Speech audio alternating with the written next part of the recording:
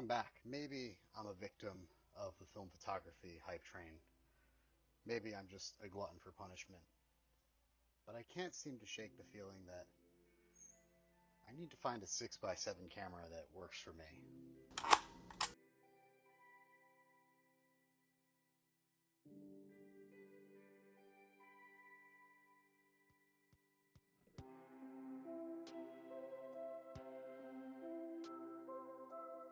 The subject of today's video is the Koni Rapid Omega 100, a 6x7 camera that rarely gets its praises sung. And I think that that's a mistake, honestly. For those uninitiated, medium format is expensive. The cameras are expensive, the price per photo is high, but for us deranged few, the detail that you can get on these larger negatives justifies that cost. And normally when you're looking for a 6x7 camera, your average kit's going to cost you upwards of $1,000. But the Koni Rapid Omega, those usually float around $300 to $400, $500 if you're looking at a really nice example. If you're looking to get into medium format, and 6x7 especially, you're looking at dropping close to $1,000 for a full kit. The Veronica GS1, which is a relatively affordable camera, even when you put together a whole kit, comes out to close to being $1,000. Especially when you start adding lenses, maybe a different viewfinder or film backs, and that speed grip. But then there's the Omega Rapid. These guys have been workhorse cameras for a number of years. I've met a handful of old school professionals in the shops who have sung the praises of this camera and this system, talking about how great it was as a workhorse back in the day for press photography and landscapes alike, portraits and everything in between, really. The type of hype you see on analog subreddits is one thing, but the hype from those old school professionals is a completely different thing as far as I'm concerned. I was pretty excited to get started with this camera, maybe a little too excited, because my first 3 rolls were, well, not great. Overlapping exposures, most of these pictures aren't even there. Rolls clearly started way too early. I was messing something up. So I finally put down my manhood and found a great video by Cedar Mesa Photography, and I consider this mandatory reading if you want to shoot this camera. After learning the hard way with the first 3 rolls, I slapped in some HP5 properly and got what might be the best results so far. As is tradition, HP5 has given me my best test shots on these camera reviews. That might just be because I got 10 clear frames. Well, mostly. The first shot went a little bit over the edge here. After that, I pulled over to get this shot, and I really like this, conceptually at least. I think the Omega did a good job. The separation is nice, but it's nothing too spectacular.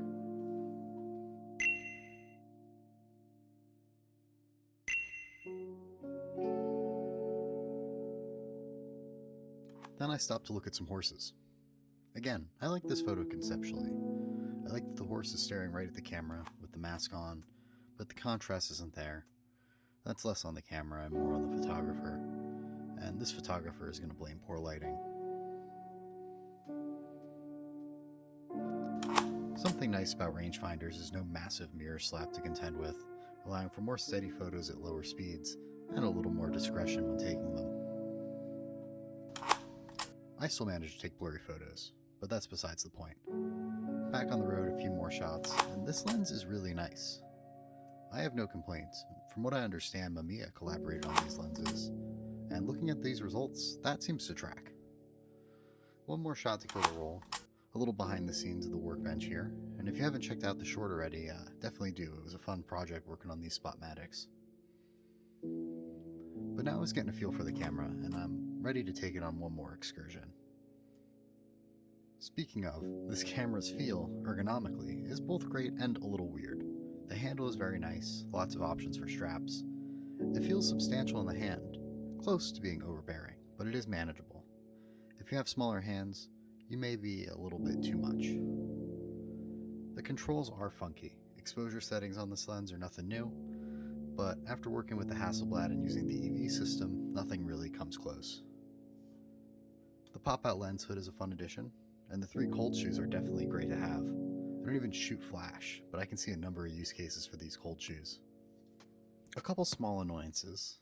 The film window doesn't like to stay down, especially when you put a piece of paper in to indicate your film. This is obviously a very minor thing, but maybe something you want to look out for on the camera that you're shopping for, and it was certainly a huge annoyance for me. And the camera is a little awkwardly shaped. It doesn't like to fit in bags nicely, at least none of my bags, but neither did the GS1, and this is a significant improvement over that camera. The focus knob feels oddly placed. I found myself missing it or having trouble finding it while looking through the viewfinder, an issue that I'm sure spending some more time with the camera would easily fix. Another plus is the film advance makes a nice place for you to rest your palm on while focusing. And that film advance is quirky, very satisfying. It feels like and sounds like operating a rifle, for better or for worse. You street photographers may need to exercise some caution with this one. Luckily, I was going far from the street with this camera. With a new sense of confidence in the Omega, it was ready for me to take another spin. I had a weekend trip planned to Bald Eagle State Forest for some vehicle-based expedition and other shenanigans. First rolling into camp, it was very foggy. Steam off the mountains made for some lovely ambiance.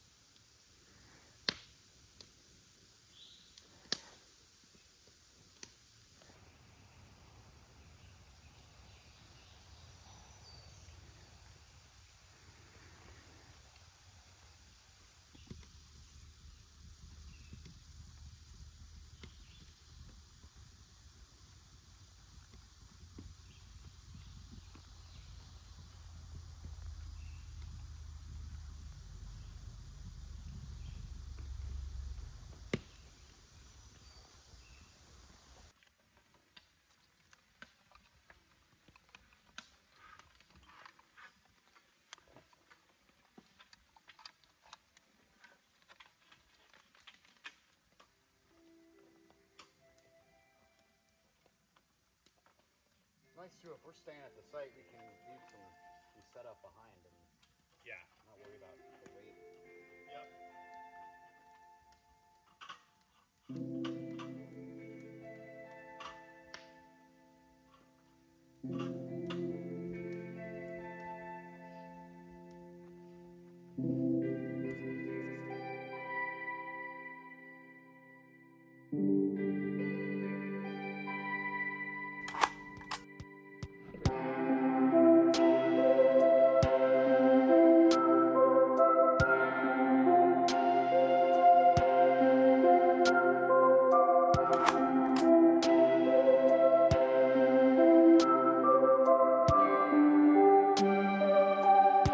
Lens did an incredible job with its background separation in some of these early frames.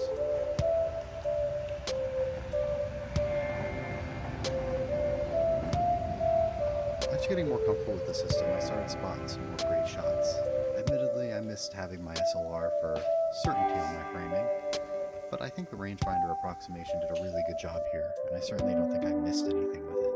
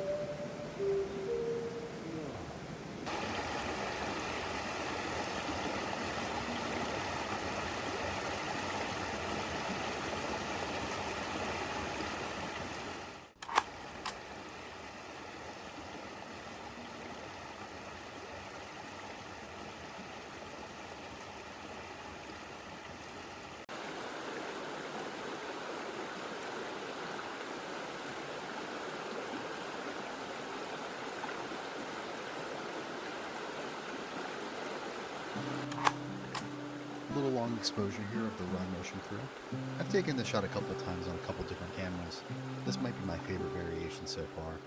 I like how things fade out here, and I don't think the cosmic mirror slap of a larger 6x7 system could have done a shot like this justice.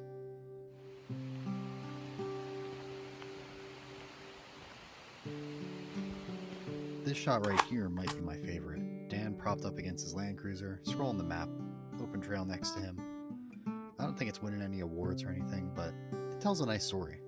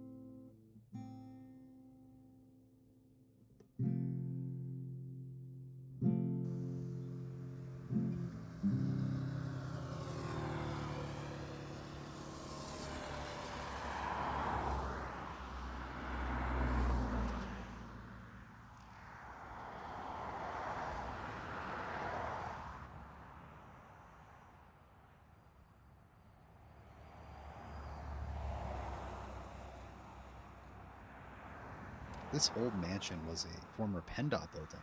It was seated right next to the forestry office we were parked at waiting for the rest of the crew. And we spent a good bit of time not trespassing, trying to get a good look at it while we waited for the crew. After their arrival, we set off. Taking in some scenic overlooks, I threw in some Portrait 800 because you only live once, and kept shooting. Down to like intersection where we drove before. So like, once again, benefit being a tech ed teacher, being able to just work on it at work. Yeah, right, right.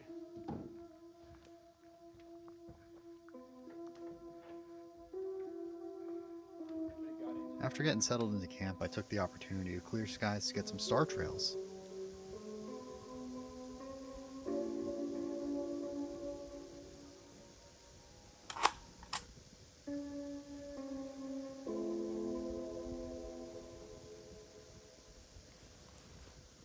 Somewhere along the way, this image had some issues, but I was able to crop around them and get some decent results.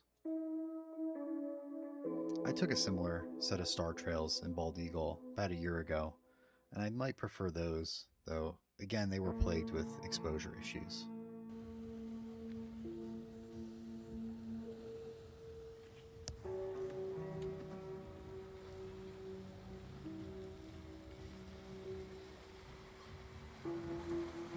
Next morning, most of the crew rolled out early, and the rest of us trailed around a couple more overlooks.